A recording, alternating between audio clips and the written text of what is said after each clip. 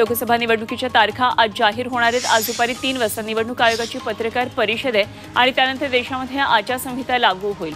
दिल्लीमध्ये काल निवडणूक आयोगाची बैठक पार पडली। या बैठकीमध्ये लोकसभा निवडणुकीच्या तयारीबाबत आढावा घेण्यात आला। 7 ते 8 टप्प्यांमध्ये लोकसभा निवडणूक होण्याची शक्यता आहे।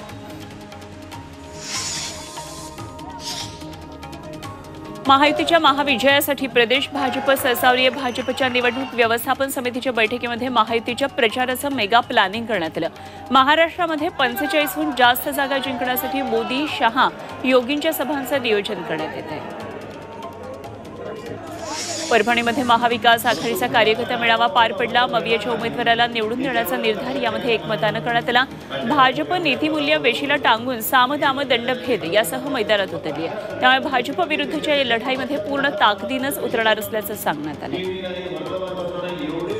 चंद्रपुरमध्ये इंडिया आघाडीची लोकसभा क्षेत्र अमृत नोनी आर्थो प्लस ये एक प्रूवन फॉर्मूला है। इसमें मौजूद नोनी फल के गुण और आयुर्वेदिक जड़ी बूटियां शरीर को जरूरी पोषक तत्व देने के साथ साथ हड्डियों और जोड़ों के घिसने, उनमें होने वाले सूजन और दर्द को रोकने में मदद करता है। दर्द मुक्त जीवन के लिए अमृत नोनी आर्थो प्लस। समन्वयासाठी बैठक झाली। काँग्रेस नेतृत्वाने दिलेल्या उमेदवाराला विजयी करण्याचा निर्धार यावेळी घटक पक्षांनी केला।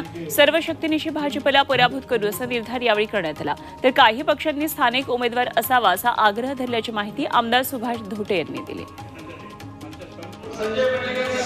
शिंदे गटाचे खासदार संजय मंडलिक यांच्या कार्यकर्त्यांचा कोल्हापूरमध्ये मेळावा पार पडला। निवडणुकीला कशा प्रकारे सामोरं जायचं याचं नियोजन यामध्ये करण्यात आलं। विशेष म्हणजे एकीकडे मंडलिकांचं तिकीट कापलं जाण्याची चर्चा आहे, तर दुसरीकडे मंडलिकांनाच तिकीट मिळणार असा दावा त्यांचे समर्थक करतात आणि त्यामुळे या जागेबाबत उत्सुकता आहे। बीडमध्ये उमेदवार उतरवण्याचा निर्णय यशवंत सेनेनं घेतला। बीडमध्ये पार पडलेल्या बैठकीत यावर शिक्कामोर्तब झालं। पंकजा मुंडेंनी धनगर समाजाच्या गावाला निधी दिला नाही, खासदार फंड सुद्धा दिला नाही असा आरोप या बैठकीमध्ये करण्यात आला। त्यामुळे लोकसभा निवडणूक लढणार असल्याचं यशवंत सेनेनं सांगितलं।